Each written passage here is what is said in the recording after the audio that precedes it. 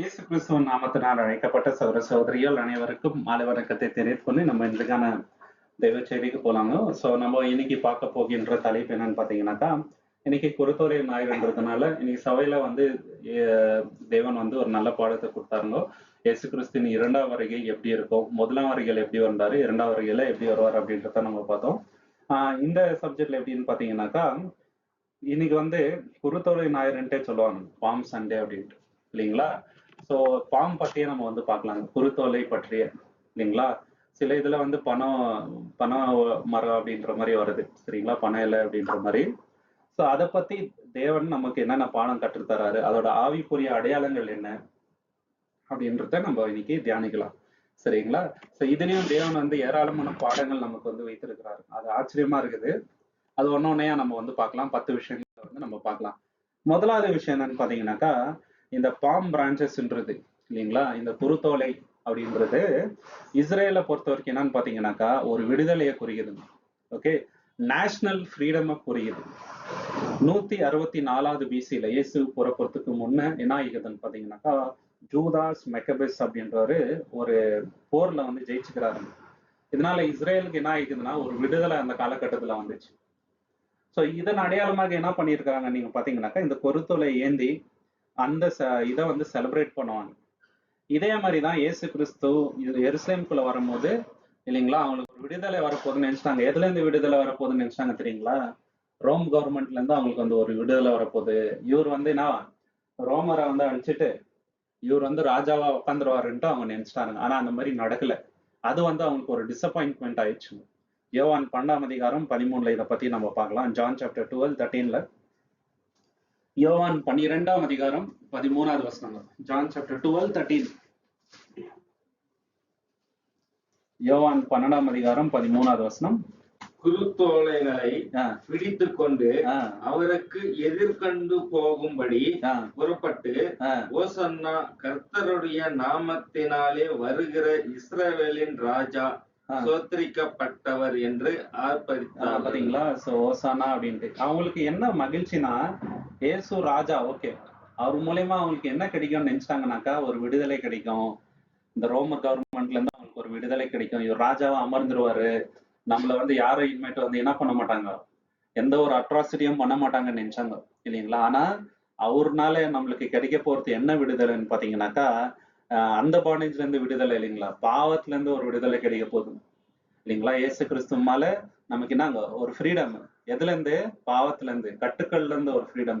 இந்த ஃப்ரீடம் தான் அவர் முதலாம் வருகையில கொடுத்தது. ஓகே, அவங்க எதிர்பார்த்த ஃப்ரீடம் வேற.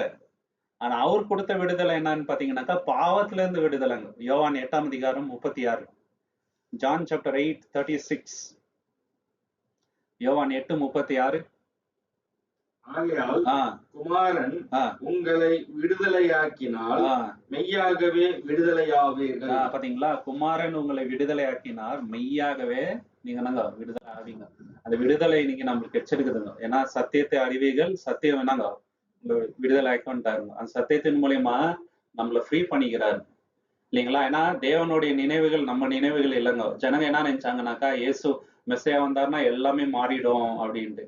ஆனா தீர்க்க தரிசனத்தை அவங்க சரியா புரிஞ்சுக்கல இல்லைங்களா. சோ ஃப்ரீடம் என்ன? ஃப்ரீடம் பாவத்துல இருந்து ஃப்ரீடம் இல்லைங்களா, ஒரு கட்டுக்கள்ல இருந்து ஃப்ரீடம் கிடைச்சது. தேவன் கிளியரா சொல்றாரு, என்னோட சிந்தனைகள் உங்களோட சிந்தனைகள் அல்ல அப்படின்றாரு. இவங்க நினைச்சதே வேற, தேவன் பண்ண காரியமே வேறங்க. ஏசாயா 55:8. ஐசையா சாப்டர் 55:8ல, ஏசாயா 55:8.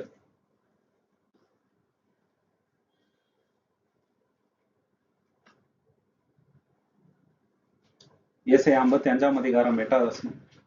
என் நினைவுகள் உங்கள் நினைவுகள் அல்ல, உங்கள் வழிகள் என் வழிகளும் அல்லவென்று கர்த்தர் சொல்கிறார். பாத்தீங்களா, என்னோட நினைவு உங்களோட நினைவு அல்ல, என் வழிகள் உங்க வழிகள் அல்ல. இவங்க நினைச்சதே வேற. இவங்க என்ன நினைச்சாங்கன்னாக்கா பொலிட்டிக்கல் கிங் வருவாரு சரிங்களா. ஆனா என்னங்க, பாவத்துல இருந்து ரட்சிக்கின்ற ஒரு ராஜா தான் முதலாம் வருகையில இல்லைங்களா. இவங்க என்ன நினைச்சாங்க, அவர் இரும்பு கோலால் ஆளிகை செய்வாரு முதலாம் வருகையில நினைச்சாங்க. அது நடக்கல. இதனால அவங்களுக்கு ரொம்ப ரொம்ப டிசப்பாயின்மெண்ட் ஆயிடுச்சு இல்லைங்களா. சோ இதுதான் நம்ம பாக்குறோம். இதனால்தான் பின்னாடி என்ன பண்ணாருங்க, எந்த வாயில ஓசானான்னு பாட்டு பண்ணாங்களோ அதே வாயில என்ன பண்ணிட்டாங்க, இவர் எங்களுக்கு வேணாம், இவங்களை என்ன பண்ணுங்க, குரூசிஃபை பண்ணிடுங்க, இவரை சிலுவரை ஆயிருங்கன்றாங்க அதே வாயில பாருங்க இல்லைங்களா. ரெண்டாவது இந்த பாம் ட்ரீஸ் இல்லைங்களா, இந்த குருத்தோலை எதுக்கு ஒரு அடையாளமா இருக்குதுன்னா, சங்கீதத்துல நம்ம என்ன பார்க்கறோம்னா நீதிக்கு வந்து அடையாளமா இருக்குது இல்லைங்களா. நீதியான வாழ்க்கைக்கு வந்து இந்த பாம் வந்து ஒரு அடையாளமா இருக்குது. ஓகே, சங்கீதம் 92:12, சாம் சாப்டர் 92:12.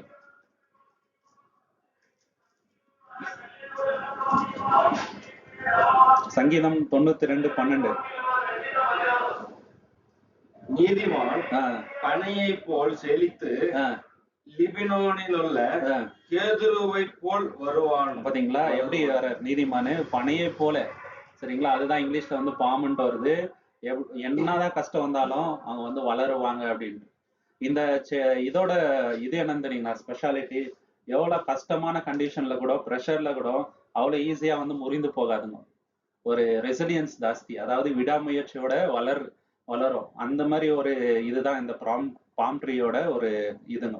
ஸோ இதே கண்டிஷன் யார்கிட்ட இருக்குதுனாக்கா நீதிமான்கள்கிட்ட. நீதிமான்கள் எவ்வளவு போராட்டம் வந்தாலும் லைஃப்ல அவங்க நாங்க நீதியின் வழியை விட்டு போக மாட்டாங்க இல்லைங்களா. கடைசி வரைக்கும் உண்மையா இருப்பாங்க தேவனுக்கு. ஸோ அந்த ஒரு இதை வந்து இங்க புரியணும், ஒரு அடையாளமாக இங்க நம்ம வந்து பாக்குறோம். ஸோ நீதியின் வழியில நம்ம வந்து இருக்கணும்னா முக்கியமான ஒரு விஷயம் என்னன்னு பாத்தீங்கன்னாக்கா, தேவனுக்குள்ள நம்ம நாங்க வேரூன்றி இருக்கணும். எப்பவுமே தேவனோட விசுவாசத்துல கடைசி வரைக்கும் நிலையில இருக்கணும். அதனால்தான் எரேமியா என்ன சொல்றாரு, கர்த்தரை நம்புகின்ற மனுஷன் பாக்கியவான் அப்படின்றாரு. எரேமியா 17:7, ஜெரேமியா சாப்டர் 17:7. எரேமியா 17:7. கர்த்தர் மேல் நம்பிக்கை வைத்து கர்த்தரை தன் நம்பிக்கையாக கொண்டிருக்கிற மனுஷன் அப்படிங்களா. சோ நீதிமான் வந்து கர்த்தரையே நம்பி இருப்பாரு, கர்த்தரையே நம்பி வாழ்ந்துருப்பாரு. அதனால அவரோட லைஃப் நாங்க செழிக்கும், அவர் வந்து பாக்கியவான். இந்த பாம் ட்ரீ கிட்ட இருக்கிற அதே குணம் நீதிமான்ட்டங்க. பாம் ட்ரீ அவ்வளவு ஈஸியா ஒடியாது இல்லைங்களா. ரொம்ப கஷ்டமான சூழ்நிலையில கூட அது வந்து வளரும். அதே போல நீதிமான் இருப்பார் இல்லைங்களா. இந்த பாம் ட்ரீயோட இன்னொரு குணம் என்னன்னாக்கா, ரொம்ப டைம் எடுக்குங்க அது வளருது, ரொம்ப டைம் ஆகும். அதே மாதிரிதான் நம்ம ஆவிக்குரிய வளர்ச்சி அடையறதுக்கு கொஞ்சம் டைம் எடுக்கும். இம்மிடியேட்டா நம்ம வந்து அப்படியே கம்ப்ளீட்டா நீதிமான் ஆக முடியாது. இது வந்து ஒரு ப்ரோசஸ் இல்லைங்களா. சோ அதுக்கு நம்ம என்ன செய்யணும்னாக்கா, நற்கிரியைகளை செய்துட்டே இருக்கணும். அப்பதான் வந்து நம்ம கம்ப்ளீட்டா இயேசு கிறிஸ்து போல மாற முடியும் இல்லைங்களா. விட்டு கொடுக்காம கடைசி வரைக்கும். இந்த ட்ரீ அந்த வளர்ச்சி அடையறதுக்கு நிறைய இனங்க ப்ரோசஸ் நடக்குது உள்ளுக்குள்ள இல்லைங்களா. ரொம்ப கடினமான ஒரு சூழ்நிலையில வந்து அதுக்கப்புறம் தான் அது ஃபுல்லா குரோ ஆகுது. அதே போல நீதிமான் இருக்கிறாருங்க. கலாத்தியர் 6:9, கலேஷியன்ஸ் சாப்டர் 6:9 வந்து நம்ம பாக்குறோங்க. நன்மை செய்யறதுல சோறு வாழாதீங்கன்றாரு. கலாத்தியர் 6:9. நன்மை செய்கிறதில் சோர்ந்து போகாமல் இருப்போமாக, நாம் தளர்ந்து போகாதிருந்தால் ஏற்ற காலத்தில் அறுப்போம். பாத்தீங்களா, சோர்ந்து போகாம இருங்க நன்மை செய்யறதுல, ஏற்ற வேலையில வந்து நம்ம அறுப்போம் அப்படின்றாருங்க. அதே மாதிரிதான் இந்த பாம் ட்ரீ குணம் இல்லைங்களா. அது கொஞ்சம் டைம் எடுத்தாலும் ஏற்ற வேலையில இல்லைங்களா அது வந்து யூஸ்ஃபுல்லா இருக்குது.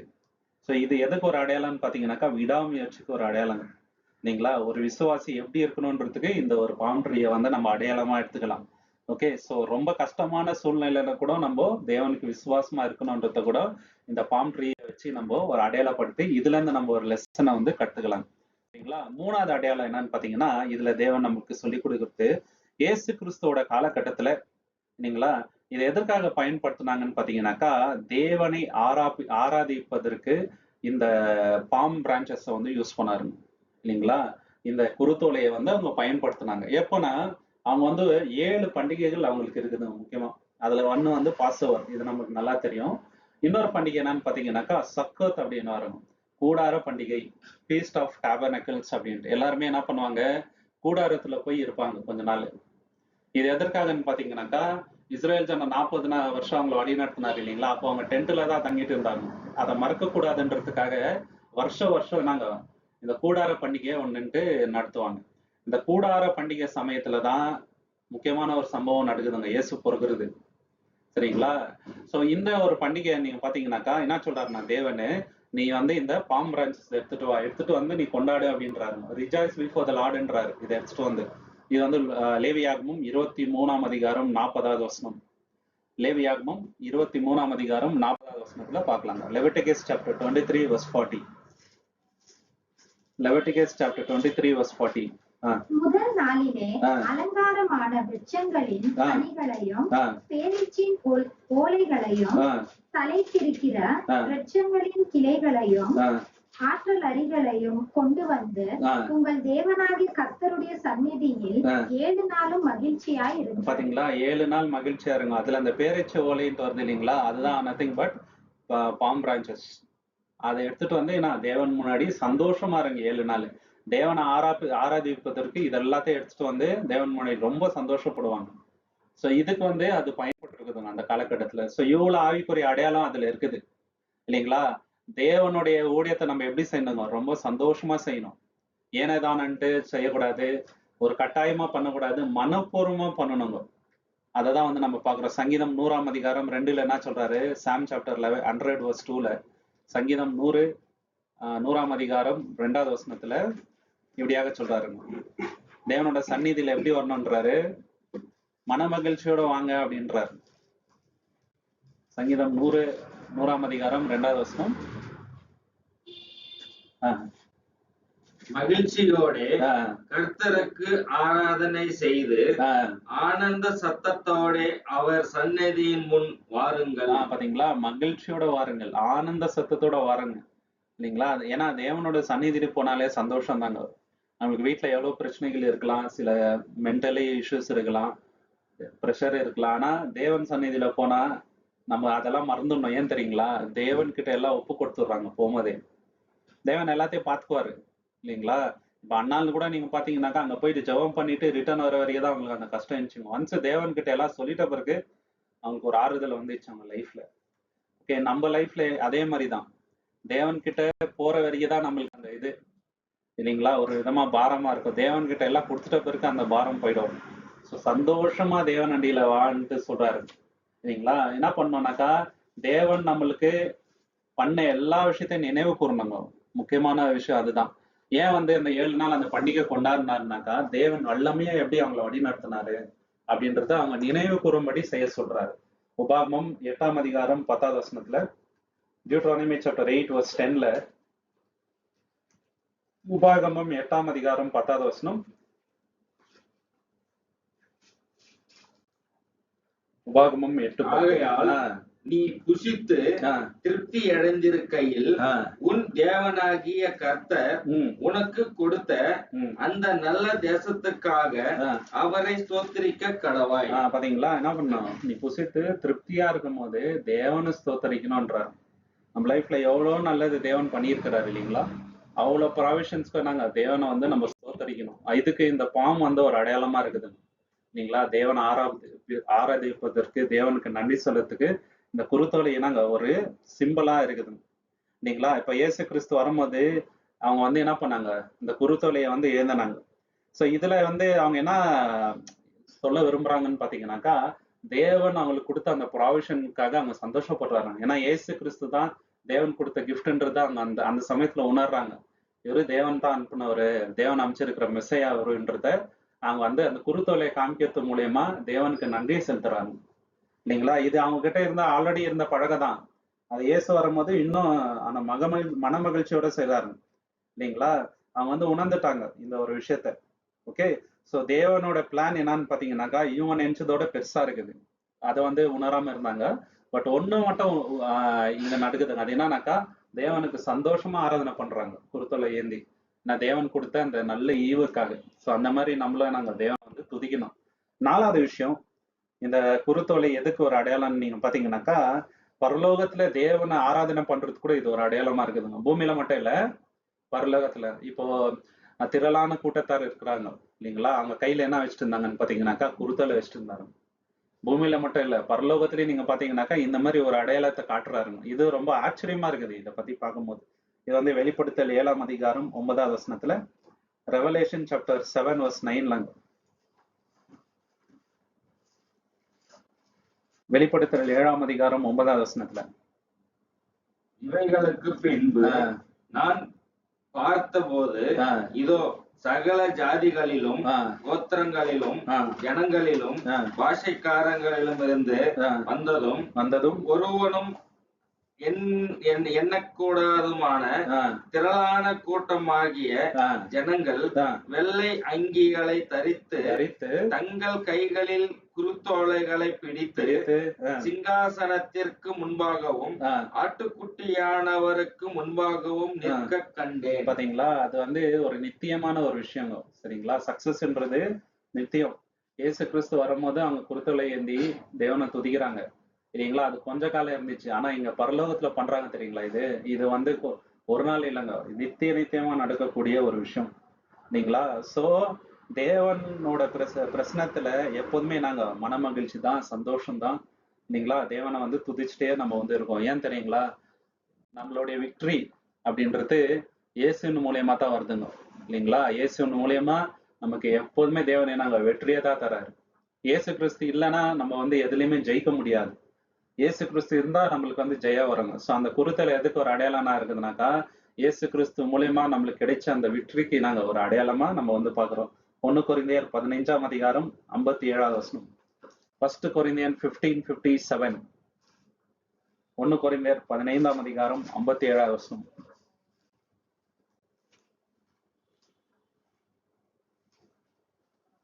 நம்முடைய கர்த்தராகிய இயேசு கிறிஸ்துவினாலே நமக்கு ஜெயம் கொடுக்கிற தேவனுக்கு ஸ்தோத்திரம். பாத்தீங்களா, நமக்கு ஜெயம் கொடுக்கிற தேவனுக்கு ஸ்தோத்திரம். எல்லாத்துல இருந்து ஜெயம் தாங்க. மரணத்துல இருந்து ஜெயம், பயத்துல இருந்து ஜெயம், ஆன்சைட்டில இருந்து ஜெயம் இல்லைங்களா. எல்லாத்துல இருந்து கவலை, கண்ணீர் எல்லாத்துலயும் நமக்கு வந்து இயேசு கிறிஸ்து மூலியமாக ஜெயம் தாங்க. டெம்டேஷன்ல இருந்து கூட ஒரு ஜெயம். சோ இது வந்து இட்டர்னலா வருகின்ற ஜெயம். சோ பரலோகத்துல அந்த குருத்தலை வச்சு அவங்க தேவனை துதிக்கிறாங்கல்ல, அது வந்து இயேசு மூலியமா நமக்கு கிடைச்ச ஜெயத்துக்கு ஒரு அடையாளமா இருக்குது இல்லைங்களா. அதனால நம்ம இந்த உலகத்துக்கு ஒரு சக்சஸ பத்தி பெருசா நினைச்சு கூடாது. இந்த உலகத்துல நம்மளுக்கு வர சக்சஸ் எல்லாம் அது தூசி மாதிரி இல்லைங்களா, போயிடும். அது காத்தடிச்சா அப்படியே போயிடும்.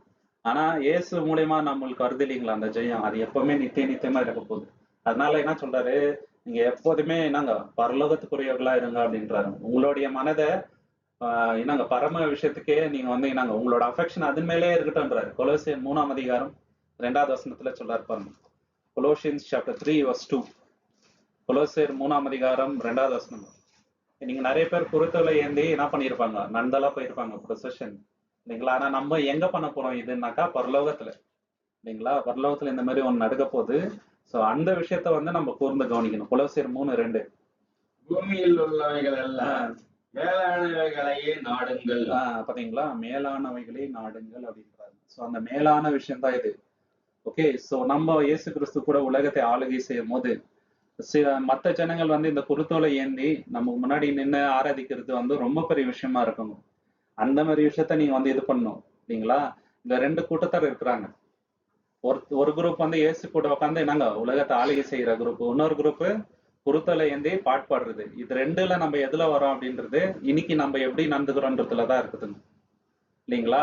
இவங்களும் தேவனுக்காக வாழ்ந்த மக்கள் தான், குருத்தோலை ஏந்தி பாட்டு பாடுறவங்க. ஆனா சில விஷயங்கள்ல வந்து அவங்களுக்கு ஒரு சில விஷயங்கள்ல வந்து குறைப்பட்டுட்டாங்க இல்லைங்களா. அவங்க ரொம்ப முழு மூச்சோட இருந்திருந்தா அவங்களும் என்னங்க இயேசு கூட அந்த ராஜ்யத்துல உட்கார்ந்து இருப்பாங்க, சிங்காசனத்துல உட்கார்ந்து இருப்பாங்க இல்லைங்களா. நம்ம அதை எழுந்துடக்கூடாதுங்க இல்லைங்களா. அதுவும் வந்து யோசிக்க வேண்டிய விஷயம். எங்க நம்ம பாக்குறோம்னாக்கா இட்டர்னல் விக்டரிக்கு ஒரு அடையாளமா இருக்குது. அது நம்மளுக்கு ஒரு ரிமைண்டரா இருக்குதுங்க. எதுக்கு ஒரு ரிமைண்டர்னா, நம்ம ஃபோக்கஸ் எதன் மேல இருக்கணும், இந்த உலகத்தின் மேல அல்ல இல்லைங்களா. இந்த உலகத்துல நம்மளுக்கு வர என்னங்க வர அச்சீவ்மெண்ட்ஸ் மேல இருக்கக்கூடாதுங்க. இந்த உலகத்துல நம்மளுக்கு வர சக்சஸ் மேல நம்மளோட ஃபோக்கஸ் இருக்கக்கூடாது. நம்மளோட ஃபோக்கஸ் எதுல இருக்கணும்னாக்கா பரலோகத்துல இருக்கணும்.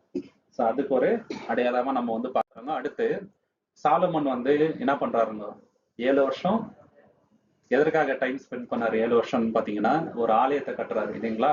அந்த ஆலயத்துல அந்த வால்ல நீங்க பாத்தீங்கன்னாக்கா நிறைய கார்விங்ஸ் வருதுங்க சரிங்களா. நிறைய கார்விங்ஸ் வேலைகள் எல்லாம் நடக்குது. அதுல பாம் ட்ரீஸ் கூட வரைகிறாரு அவரு. அதை வந்து கார்வ் பண்றாரு ஓகேங்களா. அதை பத்தி நம்ம வந்து பார்க்கலாம். 1 ராஜாக்கள் 6ஆம் அதிகாரம் 29. 1 Kings chapter 6:29.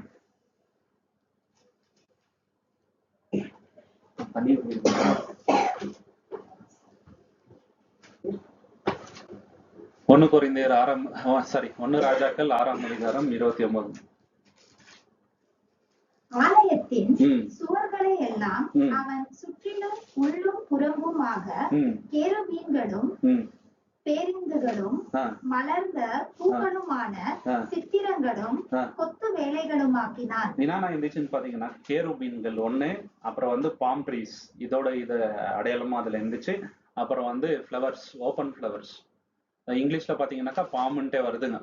ஓகேங்களா, இதெல்லாம் வந்து ஒரு கார்விங்கா பண்றாரு. ஸோ இது எதுக்கு ஒரு அடையாளமா இருக்குதுன்னு பாத்தீங்கன்னாக்கா தேவனுடைய பிரசனத்துக்கு ஒரு அடையாளம் இருக்குதுங்க இல்லைங்களா. தேவனுடைய பரிசுத்தம், தேவனுடைய ஏன்னா பரிசுத்தத்துக்கு ஒரு அடையாளம், அவரோட பியூட்டி எவ்வளவு பெருசா இருக்குது அதுக்கு ஒரு அடையாளம், தேவன் நம்ம கூடவே இருக்கிறதுக்கு அது ஒரு அடையாளமா இருந்துச்சுங்க. அந்த பாம்பு வந்து அதை தான் குறிக்குது சரிங்களா. ஸோ இது எதுக்கு ஒரு நம்மளுக்கு என்ன ரிமைண்ட் பண்ணுதுனாக்கா நம்ம பரிசுத்தமா வாழணும், தேவன் பரிசுத்தமாகிறார் ஓகேங்க இல்லைங்களா. அதே போல நம்மளும் என்னங்க பரிசுத்தமா இருக்கணும்ன்றதுக்கு இது ஒரு அடையாளமா இருக்குது. இது வந்து சங்கீதம் 29:2 நம்ம பாக்குறோங்க இல்லைங்களா. நம்ம எந்த மாதிரி ஆராதிக்கிறோம் தேவனை அப்படின்றது அவர் ரொம்ப ரொம்ப வேல்யூ பண்றாருங்க. நம்ம எப்படி ஆராதிக்கணும்னு இங்க சொல்றாரு பாருங்க. சங்கீதம் 29:2 சாம் சாப்டர் 2. நாமத்திற்குரிய மகிமையை அவருக்கு செலுத்துங்கள், பரிசுத்த ஆலய அலங்காரத்துடனே கர்த்தரை தொழுது கொள்ளுங்கள். எப்படி தொழுது கொள்ளணும்ன்றாருங்க, பரிசுத்த அலங்காரம். இன்னைக்கு சர்ச்சுக்கு சில பேர் வர ட்ரெஸ் போட்டுன்னு வர ட்ரெஸ்ஸுங்க பாத்தீங்கன்னா சர்ச்சுக்கு வந்துக்கிறாங்களா இல்ல தியேட்டருக்கு வந்துக்கிறாங்களா இல்ல பாருக்கு வந்துக்கிறாங்களான்ட்டு டவுட் வர மாதிரி இருக்குதுங்க. நம்ம சபையில அப்படி இல்லை, தேவனோட கிருபையினால சொல்றேன், அந்த மாதிரி ஆயிட்டுக்குதுங்க இன்னைக்கு இல்லைங்களா. பரிசுத்த அலங்காரத்தோட வாழ்றாருங்க இல்லைங்களா. ரொம்ப ரொம்ப என்ன கண்ணியமா வரணும், ரெஸ்பெக்ட்ஃபுல்லா. அவ்வளோ அது வந்து தேவன் பிரசனமா இருக்கின்ற இடம், அதுக்குரிய மரியாதை நம்ம வந்து கொடுக்கணும். அந்த காலத்துல நம்ம பார்க்கும்போது ஆசாரியர்கள் நீங்க பாத்தீங்கன்னாக்கா ட்ரெஸ் பர்ஃபெக்டா இருக்கணும், அதுல எது குறையா இருந்தாலுமே தேவன் அவங்களுக்கு தண்டனை கொடுத்துருவாரு. ஏவா அந்த பையன் இன்னைக்கு ஜனங்கள்கிட்ட இல்லைங்க. ஏன்னா அப்போ தேவனோட பிரசனத்தை அவங்க டைரக்டா பார்த்துட்டே இருந்தாங்க. தேவன் பேசினாரு, யாராவது தப்பானா உடனே அழிச்சிட்டு வராங்க, அந்த பயம் இருந்துச்சு. ஆனா இன்னைக்கு அப்படி இல்லைங்க இல்லைங்களா. அதனால என்ன ஆயிடுச்சு, ரொம்ப ரொம்ப காம்ப்ளெக்ஸடா ஆயிட்டாங்க இல்லைங்களா. அனலும் இல்லாமல் குளிரும் இல்லாம ஆயிட்டாங்க. ஸோ ட்ரெஸ் எப்படி நம்ம போடுறோம், எவ்வளவு கிளீனா வரும் சர்ச்சுக்கு, எந்த டைம்ல வரும், அதெல்லாம் ரொம்ப இம்பார்ட்டன்ட். ஓகே, ஸோ அதை வந்து இங்க நம்ம பாக்குறோம். 1 கொரிந்தியர் 6:19, 1 கொரிந்தியர் 6:19, 1 கொரிந்தியன் சாப்டர் 6:19, 1 கொரிந்தியர் 6:19. உங்கள் சரீரமானது நீங்கள் தேவனாலே பெற்றும் உங்களில் தங்கியும் இருக்கிற பரிசுத்த ஆவியினுடைய ஆலயமாய் இருக்கிறது என்றும் நீங்கள் உங்களுடையவர்கள் அல்லவென்றும் அறியுங்கள். பாத்தீங்களா என்ன சொல்றாருங்க, உங்களுடைய ஆலயம், சரீரம் எதுக்கு ஒரு அடையாளம், தேவனுடைய ஆலயம் அது, அதை நீங்க கெடுக்க கூடாது. அதனால எவ்வளவு கண்ணியமா நடந்துக்கிறோமோ அவ்வளோ நல்லதுங்க. அவ்வளவு பரிசுத்தமா தேவனை வந்து ஆராதனை பண்ணணுன்றாரு. சோ அந்த ஆலயத்துல இந்த பாம் ட்ரீஸ் அவர் வரைகிறாரு இல்லைங்களா, இந்த கார்விங்ஸ், அது எதற்கு ஒரு அடையாளம்னாக்கா தேவனுடைய பரிசுத்தத்துக்கு ஒரு அடையாளம். நம்மளும் வந்து பரிசுத்த அலங்காரத்தோட தேவனை உணர்ந்து கொள்ள வேண்டும் அப்படின்றத உணர்த்துறாரு தேவன்.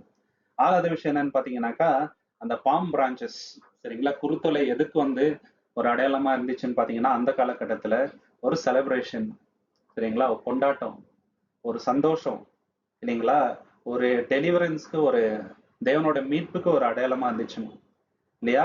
ஸோ இதை வந்து அவங்க ரொம்ப இதா பண்ணிட்டு இருந்தாருங்க. ஸோ ஆனா ஒரு விஷயத்த அவங்க வந்து மறந்துட்டாங்க. அது என்னன்னு பாத்தீங்கன்னாக்கா மெய்யான சந்தோஷம் எங்கத்துல இருந்து வருது அப்படின்றத ஒரு காலகட்டத்துக்கு அப்புறம் மறந்துட்டாருங்க சரிங்களா.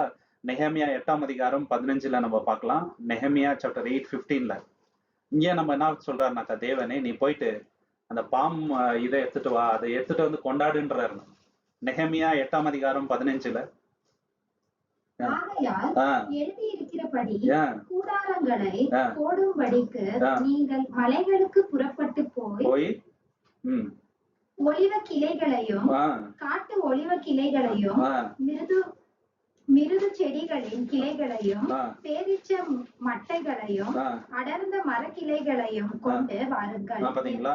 சோ என்ன சொல்றாருங்க, மரக்கிளை அதுல வந்து பாம் பிரான்ச்சஸ் வருது சரிங்களா, இதை கொண்டு வந்து தேவனோட சமூகத்துல என்னங்க செலிப்ரேட் பண்ணுங்க அப்படின்ட்டு சொல்றாரு ஓகேங்களா. சோ அவங்க வந்து செலிப்ரேட் பண்ணாருங்க ஓகே. ஆனா ஒரு விஷயம் அவங்க மறந்துட்டாங்க, மெய்யான சந்தோஷம் தேவனுக்குள்ள மட்டும் தான் இருக்குது, வேற எங்கேயுமே இல்லைன்ட்டு. கொஞ்ச நாள் தேவனுக்குள்ள இருக்கிறது, கொஞ்ச நாள் என்னங்க உலகத்தார் மாதிரி இருக்கிறது, கொஞ்ச நாள் தேவனுக்கு பயப்படுத்து திருப்பி பழைய காரியத்துக்கே போறது. இது வந்து திருப்பி பண்ணிட்டு இருந்தாங்க. இஸ்ரேல் ஜனத்திட்ட இருந்த மெயின் மிஸ்டேக் என்னன்னு பாத்தீங்கன்னாக்கா தொடர்ந்து தேவனுக்கு அவங்க வந்து உண்மையே இல்லை. கொஞ்ச நாள் உண்மையாகிறாங்க, திருப்பி பழைய இதுக்கு. ஸோ தேவனுக்கு இது ரொம்ப கஷ்டமா இருந்துச்சுங்க இல்லைங்களா? ஸோ அதனால தேவன் என்ன சொல்றாரு, எப்போதுமே கர்த்தருக்குள்ள மனமகிழ்ச்சியா இருங்கன்றாருங்க. பிலிப்பியர் 4:4 எப்பொழுதும் கர்த்தருக்குள் நீங்க நாங்க சந்தோஷமா இருங்க, ரிஜாய்ஸ் இன் த லார்ட் ஆல்வேஸ் அப்படின்றாரு. ரொம்ப அருமையான வசனங்க அது. சரிங்களா? அது வாசிக்க வேணாங்க. இன்னொரு வசனம், அருமையான வசனம் இருக்குது இல்லைங்களா? நம்மளுடைய சந்தோஷம் எதன் மேல டிபெண்ட் ஆகக்கூடாது அப்படின்னு பாத்தீங்கன்னா, இன்னைக்கு தேவன் நமக்கு நல்லா சாப்பாடு, பணம் இல்லைங்களா, ட்ரெஸ் எல்லாமே கொடுத்துருக்கலாம். அப்ப இயல்பா நம்ம சந்தோஷமா தான் இருப்போங்க. ஆனா ஒரு நாள் அது இல்லாம கூட இருக்கலாங்க. ஒரு நாள் வந்து இருக்கிற வேலை போயிடலாம் இல்லைங்களா? ஒரு குறைச்சல் நம்ம லைஃப்ல வந்துடலாம். ஆனாலும் அந்த சமயத்துல கூட தேவனுக்குள்ள நாங்க மிகுந்த சந்தோஷமா இருக்கணும். ஆபகுக் பத்தி நம்ம பார்க்கலாம். அந்த தீர்க்கதரிசி இதை பத்தி தான் சொல்றாரு. ஆபகுக் 3:18. ஆபகுக் 3:17. ரொம்ப அருமையான வசனம் இது. அத்திமரம் துளிர் விடாமற் போனாலும், திராட்சை செடிகளில் பலன் உண்டாகாமற் போனாலும், ஒலிவ மரத்தின் பலன் அற்று போனாலும், வயல்கள் தானியத்தை விளைவியாமற் போனாலும், கிடையில் ஆட்டு மந்தைகள் முதலற்று போனாலும், தொழுவத்திலே மாடு இல்லாமற் போனாலும், நான் கர்த்தருக்குள் மகிழ்ச்சியாய் இருப்பேன், என் ரட்சிப்பின் தேவனுக்குள் கைகூறுவேன். பாத்தீங்களா? நான் என்னங்க கர்த்தருக்குள் எப்போதுமே மன மகிழ்ச்சியா இருப்பேன், தேவனுக்குள்ள நான் களி கூறுவேன்றாரு. என்ன விசுவாசம் பாத்தீங்களா? சோ இதுதாங்க இல்லைங்களா? அந்த பாம் ட்ரீஸ் வந்து ப்ராம் பேங்கஸ் வந்து சந்தோஷத்துக்கு தான் ஒரு அடையாளம். ஆனா அந்த சந்தோஷம் எதன் மூலியமா வருதுங்க? தேவன் மூலியமா தான் வருது, வேற எந்த வழியிலேயே வருது இல்ல. சரிங்களா? செலிப்ரேஷன் எல்லாம் ரொம்ப நல்லா பண்றாங்க இவங்க, பண்டிகை கொண்டாடுறது அதெல்லாம் தேவனுக்கு செலுத்த வேண்டிய மகிமை, தேவனுக்குள்ளதான் சந்தோஷம், வேற எங்கேயுமே இல்லைன்றத உணராம போயிட்டாங்க. சரிங்களா? ஏழாவது விஷயம் என்னன்னு பாத்தீங்கன்னாக்கா, இந்த ஜனம் என்ன பண்றாங்க, இயேசு வரும்போது அந்த குருத்தோலை ஏந்தி அவரை வந்து என்ன பண்றாருங்க, புகழ்ந்து பாட்டெல்லாம் பாடுறதெல்லாம் இருக்குது இல்லைங்களா? ஆனா அதே வாயில பின்னாடி என்ன பண்ணிட்டாங்க, இவரை வந்து என்ன பண்ணுங்க, அவரை குருசிஃபை பண்ணிடுங்கன்ட்டாருங்க. இதுல நம்ம கத்துக்க வேண்டிய விஷயம் என்னன்னாக்கா, நம்மளுடைய விசுவாசம் வந்து டெம்பரரியா இருக்கக்கூடாது இல்லைங்களா? டெம்பரரி சூழ்நிலைக்கு ஏத்த மாதிரி விசுவாசம் வந்து மாறக்கூடாது, எப்போதுமே ஒரே மாதிரி இருக்கணும். சரிங்களா? இன்னைக்கு தேவன் மேல நம்ம விசுவாசிச்சோன்னு வச்சுங்களேன், சாகுற வரைக்கும் நம்ம வந்து தேவனுக்கு சின்சியரா இருக்கணும். நம்மளுடைய டிவோஷன் வந்து மாறக்கூடாது. தேவன் மேல விசுவாசம் வச்சுட்டேன்னு வச்சுங்களேன், அது மாறவே கூடாது எந்த சூழ்நிலையிலும். ஆனா இவங்க வந்து இம்மிடியேட்டா மாறுறாருங்க. அதே வாயில கொஞ்ச நேரத்துக்கு முன்னாடி சொன்ன அதே வாயில தான் என்ன சொல்றாங்க, இவர் வானா எங்களுக்கு, இவர் என்ன பண்ணிடுங்க, சிலுவையில அறிஞ்சிடுங்கன்றாரு. பாருங்க என்ன மாதிரி ஒரு இதா இருந்துச்சு. அவங்களோட ஃபேத் வந்து ரொம்ப டெம்பரரியா இருக்குது இல்லைங்களா? லூக்கா 23:21. Look chapter 23:21. ஸோ அந்த குருத்தொலை எதுக்கு ஒரு அடையாளம் இருக்குதுன்னா, டெம்பரரியான ஃபேத்துக்கு ஒரு அடையாளங்க. சரிங்களா? அந்த குருத்தொலை யோசிக்கும் போது நம்ம என்ன நினைச்சிடணும் தெரியுங்களா? எப்படி இஸ்ரேல் ஜனம் கொஞ்ச நாள் இயேசுவை வந்து ஓசனான்றாரு, குருத்தொலை ஏந்தி ஓசனா, தேவனோட நாமத்துல வருவார், ஸ்தோத்திரிக்கப்பட்டவருன்னு சொல்லிட்டு அதே வாயில என்னங்க போயிட்டு அவரை வந்து அறிஞ்சிருங்கன்றாருங்க. எவ்வளவு இது இருக்குது பாருங்க. அந்த மாதிரி நம்ம இருக்கக்கூடாது. இது தேவன் நமக்கு கொடுக்கின்ற எச்சரிக்கை. படியும் அவர்களோ அவைகளை அவனை சிலுவையில் அறியும் சிலுவையின் அறியும் என்று கூக்குரலிட்டார்கள். சாதாரணமா கூட சொல்ல கத்துறாருங்க ஜோரா, சிலுவையில அறியும்ன்ட்டு ஜோரா கத்துறாருங்க. அவருக்கே டென்ஷன் ஆயிடுது, விட்டா நம்மளே எதுனா பண்ணிடுவாங்கன்னு சொல்லிட்டு அவரு ஒத்துக்கிறாரு, கையை கழுவிடுறாருங்க அவரு இல்லைங்களா? சோ அந்த மாதிரி ப்ரெஷர் கொடுக்குறாங்க பாருங்க அதே வாயில. ஸோ அவங்களோட விசுவாசம் எந்த அளவுக்கு எவ்வளவு முட்டாள்தனமான ஒரு விசுவாசமா இருக்குது பாருங்க இல்லைங்களா? அதனாலதான் இன்னைக்கு உலகம் வந்து ஒரு வழியா போயிருக்குது. கும்பலா எல்லாரும் நீங்க விசாலமான வழியெல்லாம் நடந்துட்டு இருக்கிறாருங்க. நம்ம அந்த வழியில போகக்கூடாது. கடைசி வரைக்கும் நம்ம விசுவாசியா இருக்கணும். இடுக்குமான வாசல் வழியா உப்பரிசித்து விட்டால் சாகர வரைக்கும் அந்த வழியில தான் நடக்கணுங்க சகோதர சகோதரி. மத்தேயு 7:13. மேத்யூ 7:13. மத்தேயு 7:13. மேத்யூ 7:13. இடுக்கமான வாசல் வழியாய் உட்பிரவேசியுங்கள், கேட்டுக்கு போகிற வாசல் விரியும், வழி விசாலமாய் இருக்கிறது, அதன் வழியாய் பிரவேசிக்கிறவர்கள் அநேகர். இல்லைங்களா? அது மட்டும் இல்லாம தேவன் நம்மளுக்கு என்ன எச்சரிப்பு தர்றாருனாக்கா, கடைசி வரைக்கும் நிலை நிற்கிறவனே பாக்கியவான்ன்றாரு. அவங்க தான் வந்து என்ன ரட்சிக்கப்படுவாங்க அப்படின்றாரு. இவங்க இயேசு கிறிஸ்துவ ஓசானான்னு சொல்லி பாட்டெல்லாம் பாடுறாருங்க. ஆனா அந்த விசுவாசத்தோட அவங்க கண்டினியூ பண்ணியிருந்தாங்கன்னாக்கா அவங்க லைஃபே சேஞ்ச் ஆயிருக்கும். கொஞ்ச நேரத்திலேயே வந்து அந்த விசுவாசம் மாறுது பாருங்க. இல்லைங்களா? அவங்க எதிர்பார்த்த மாதிரி அவர் இல்லைன்னு சொன்ன உடனே அவரை வந்து சாவடிச்சிருங்கன்றாங்க. அந்த மாதிரி கொடூரமான ஒரு டைப் போயிடுறாங்க பாருங்க. மத்தேயு 24:13 மேத்யூ சாப்டர் 24:13. மத்தேயு 24:13. முடிவு பரியந்தம் ஆஹ் நிலை நிற்பவனே ஆஹ் ரட்சிக்கப்படுவான். பாத்தீங்களா? முடிவு பரியந்தும் நிலை நிற்கவனே ரட்சிக்கப்படுவான். இல்லைங்களா? சோ இங்க நம்ம என்ன பாக்குறோம்னாக்கா, கடைசி வரைக்கும் அதே விசுவாசத்துல நம்ம கண்டினியூ பண்ணணும். இல்லைங்களா? So, அடுத்து குருத்தோலை. இந்த குருத்தோலை ட்ரீஸ் இருக்குது பாருங்க. இல்லைங்களா? அந்த பாம் ட்ரீஸ் அது எங்க வளரும் அப்படின்னு பாத்தீங்கன்னாக்கா, தண்ணீர் அண்டையில தான் வளரும். தண்ணீர் வாட்டர் ரிசோர்சஸ் இருக்கணும். இல்லைங்களா? டெசர்ட் ரீஜன்ல கூட வளரும். ஆனா தண்ணீர் நல்லா இருக்கணும். தண்ணீர் நல்லா இருந்துச்சுன்னா இந்த இது வந்து நல்லா வளரணும். ஸோ இது எதற்கு ஒரு அடையாளம் நீங்க பாத்தீங்கன்னாக்கா, நம்ம விசுவாசத்துக்கு ஒரு அடையாளம். நம்ம விசுவாசம் எப்படி வளரும்னு பாத்தீங்கன்னாக்கா, வேத வசனம் இல்லாம வளராதுங்க. இல்லைங்களா? வசனம் இல்லாம நம்மளுடைய விசுவாசம் வளராது. ஸோ அதுதான் வந்து இங்க நம்ம பாக்குறோம். சங்கீதம் 1:3 சாம் சாப்டர் 1:3.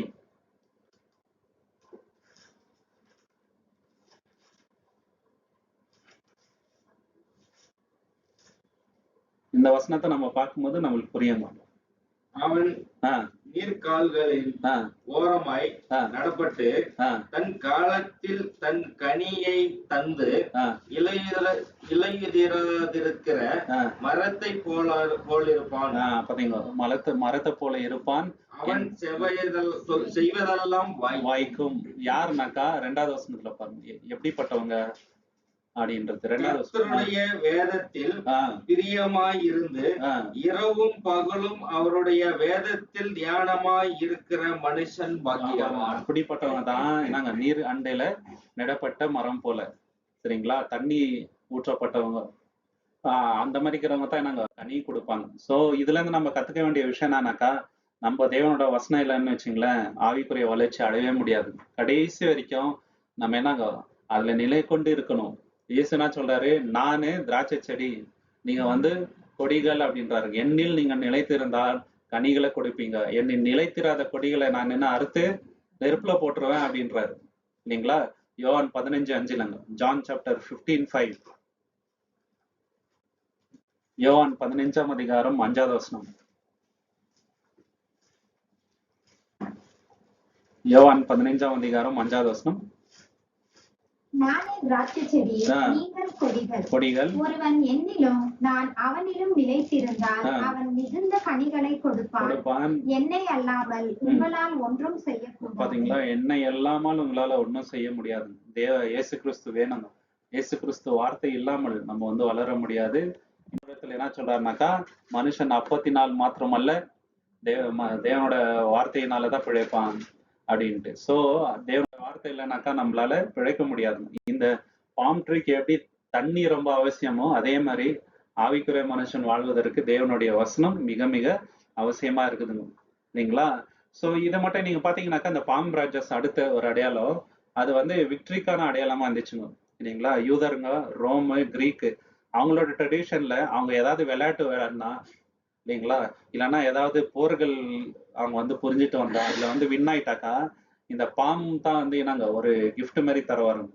இல்லைங்க, ஒரு க்ரௌன் மாதிரி பண்றது, அந்த இலைகளை வந்து கொடுக்கறது, இது வந்து அவங்க இதுல வந்து ஒரு கல்ச்சர்ல இருந்துச்சுங்க. அவங்க கலாச்சாரத்துல ஒரு முக்கியமான ஒரு விஷயமா இருந்துச்சுங்க. ஓகேங்களா? இது நமக்கு ஒரு அடையாளம் எப்படின்னாக்கா, இயேசு கிறிஸ்துவின் மூலியமா நம்மளுக்கு வருகின்ற ஜெயத்துக்கு ஒரு அடையாளமா இருக்குது. இல்லைங்களா? ஸோ அவர் மூலியமா நம்மளுக்கு என்னங்க எப்போதுமே வந்து ஒரு ட்ரைம்ஃப் தான், எதுலையுமே வந்து தோல்வி கிடையாது. இல்லைங்களா? இது வந்து 2 கொரிந்தியர் 2:14 பார்க்கலாம். 2 கொரிந்தியன் சாப்டர் 2:14. 2 கொரிந்தியர் 2:14.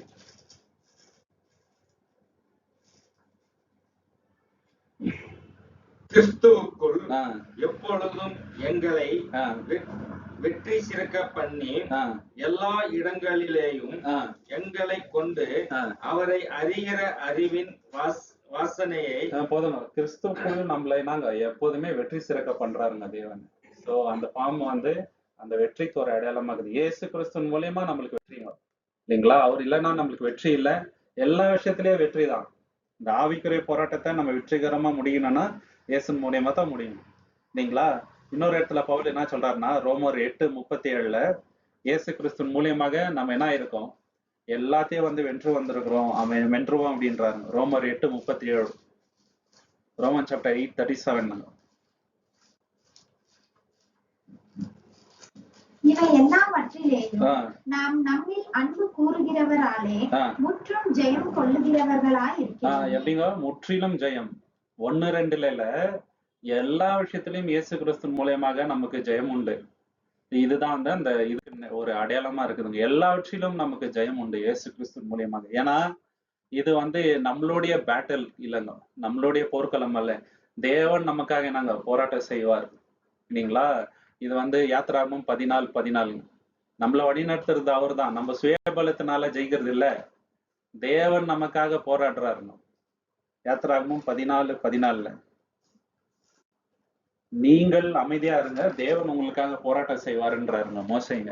யாத்திராகமம் 14 யுத்தம் பண்ணுவார், நீங்கள் சும்மா இருப்பீர்கள். பாத்தீங்களா, நம்ம சும்மா இருக்கணும், கர்த்தர் என்ன பண்றாரு, நம்மளுக்காக போராட்ட பண்றாரு. இன்னைக்கு அது உண்மைங்க இல்லைங்களா.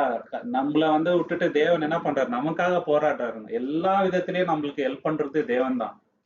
சுயத்துல நம்ம எதுவுமே பண்றது இல்லைங்க. ஒண்ணு மட்டும் நம்ம சில விஷயங்கள் ரியலைஸ் பண்ணி அதை விடுறோம், ஆனா அந்த ரியலைசேஷன் தருத்தே தேவன் தான் இல்லைங்களா. சத்தியம் நம்மளுக்கு என்ன சொல்றோம், அதுல கனிகள் கொடுக்கறதும் தேவன் தாங்க. எல்லாமே தேவனாலதான் நடந்துட்டு இருக்குது இல்லைங்களா. முற்றிலும் ஜெயம் தருகின்றவர் நம்மளுடைய தேவன். ஸோ அதுதான் வந்து இங்க நம்ம பாக்குறோங்க. 10வது அடையாளம் என்னன்னு பாத்தீங்கன்னாக்கா, இது வந்து பரலோகத்துல நடக்கின்ற ஒரு ஆராதனைக்கு அடையாளமா இருக்குதுங்க. எது இந்த குருத்தொலை, சரிங்களா. இது வந்து எபிரேயர் 8:5 நம்ம பாக்குறோம். ஈப்ரோஸ் சாப்டர் 8:5. எபிரேயர் 8:5.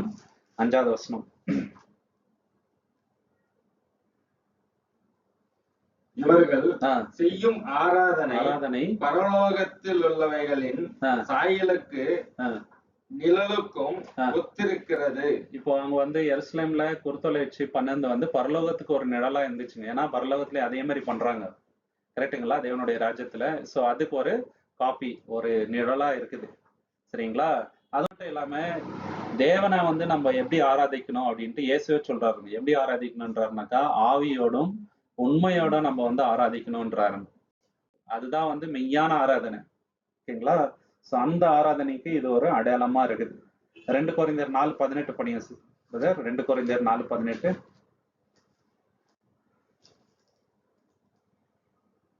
ஏனெனில் காணப்படுகிறவைகள் அந்தியமானவைகள், காணப்படாதவைகளோ நித்தியமானவைகள். அப்புறம் அவ்வளவுதானா? சரி சரி, என்ன பண்றோம், அடுத்த வசனம் அப்படியே படியும்போது 17-18. மேலும் காணப்படுகிறவைகளை அல்ல, காணப்படாதவைகளை நோக்கி இருக்கிற நமக்கு அதி சீக்கிரத்தில் நீங்கும் லேசான நம்முடைய உபத்திரவம். பாத்தீங்களா என்ன சொல்றாரு, அதி சீக்கிரத்தில் நீங்கும் லேசான இந்த உபத்திரவம். ஏன்னா நம்ம வாழ்றது காணப்படாத விஷயங்கள் இல்லைங்களா. காணப்படுறது எது, இந்த உபத்திரம் கஷ்டம் தான் நம்ம கண்ணுக்கு தெரியுது. ஆனா இதெல்லாம் நீங்கிடும், இது கொஞ்ச காலம் நீங்கிடும். ஆனா நீங்காதது எது, பரலோகம். சோ தேவன் நமக்கு கொடுக்கின்ற அந்த ஆசீர்வாதம், அதற்காக நீங்க வந்து வாழுங்கன்றாரு. கண்டினியூ பண்ணுங்க. 18. லேசான நம்முடைய உபத்திரவம் மிகவும் அதிகமான நித்திய கனமகிமையை உண்டாக்குகிறது. ஏனெனில் காணப்படுகிறவைகள் அந்நித்தியமானவைகள், காணப்படாதவைகளோ நித்தியமானவைகள். காணப்படாதவைகள் நித்தியமானவைகள். சோ அதுதான் சொல்றாரு, ஓகேங்களா. சோ அந்த எருசலேம் அவங்க பண்ணது வந்து டெம்பரரி, கரெக்டுங்களா. ஆனா இங்க இவங்க பண்றது வந்து இட்டர்னல். ஸோ நம்ம எப்போதுமே எதுக்கு முக்கியத்துவம் கொடுக்குறோம்னாக்கா, நித்தியமான விஷயத்துக்கு தான் நம்ம வந்து முக்கியத்துவம் கொடுக்கணும். ஸோ இந்த உலகத்துல நம்ம சம்பாதிக்கிற பணம் இல்லைங்களா, பண்ற வேலை இல்லைங்களா, நம்மளுடைய கௌரவம், ஸ்டேட்டஸ் எல்லாமே நாங்க அந்நித்தியமான டெம்பரரி. இதுக்கு நம்ம வந்து 90% ஆஃப் த லைஃப் வந்து வேஸ்ட் பண்ணிடுறோங்க. அதுதான் வந்து ஃபேக்ட் இல்லைங்களா. நல்ல விசுவாசியா இருப்பாங்க, ஆனா அவங்க ஸ்பெண்ட் பண்ற டைம், டேலண்ட் எல்லாமே எதற்காகனாக்கா இந்த உலகத்துக்காகவே.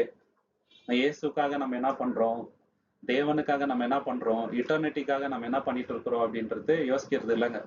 இல்லைங்களா? ஆல்மோஸ்ட் இதுல இந்த போராட்டத்திலே அவங்களுக்கு 50-60 வயசு ஆயிடும். அதுக்கப்புறம் தேவனை தேடி என்ன பிரயோஜனம்? இல்லைங்களா? சோ எப்போ தேவன் நம்மளுக்கு சத்தியத்தின் வெளிச்சத்தை கொடுக்குறாங்களோ அப்பவே நம்மளோட பெர்ஸ்பெக்டிவ் ஃபுல்லாவே வந்து நித்தியமான விஷயங்களை குறித்தே மாறிடணுங்க மைண்ட் எல்லாம். இல்லைங்களா? அநித்தியமான விஷயங்களை வந்து கொஞ்சம் கொஞ்சமா மறக்க ஆரம்பிச்சிடணும். பவுல்ல அதான் சொல்றாருங்க இல்லைங்களா, நான் எப்போதுமே முன்னோக்கி போறேன், பின்னான விஷயத்தெல்லாம் நான் வந்து மறந்துடுறேன் அப்படின்றாரு. சரியா? சோ காற்றுல அடிக்கிறவங்களா நம்ம வந்து இருக்கக்கூடாது. அது மட்டும் இல்லாம ஒரு ஒரு பாயிண்ட் முக்கியமான ஒரு விஷயத்த சொல்றாருங்க இல்லைங்களா, அழியக்கூடாத ஒரு பொக்கிஷத்தை பெறப்போகிற நம்ம வந்து எல்லா விஷயத்திலயும் நாங்க செல்ஃப் கண்ட்ரோலா இருக்கணும்ன்றாரு.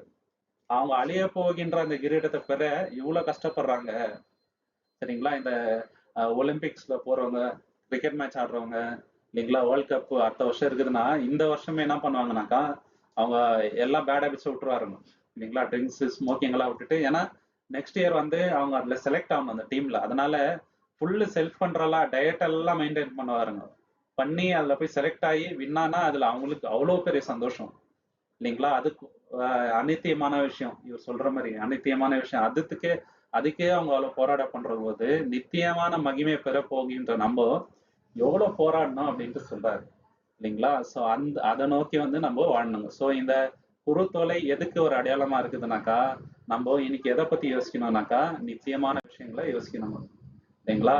சோ அந்த எஸ்லேம் அவங்க பண்ணது வந்து டெம்பரரியான ஃபேத்து, டெம்பரரியா முடிஞ்சிச்சு இல்லைங்களா. ஆனா நம்ம இயேசு மேல நம்ம வச்சுக்கிற விசுவாசம் அது எப்போதுமே நித்தியமா இருக்கணும். சோ அதுதான் வந்து தேவன் உணர்த்துகின்ற விஷயம். தேவன் தாமே இந்த வசனங்களை ஆசீர்வதிப்பாராக. பொறுமை கிட்ட எல்லாருக்கும் நன்றிங்க.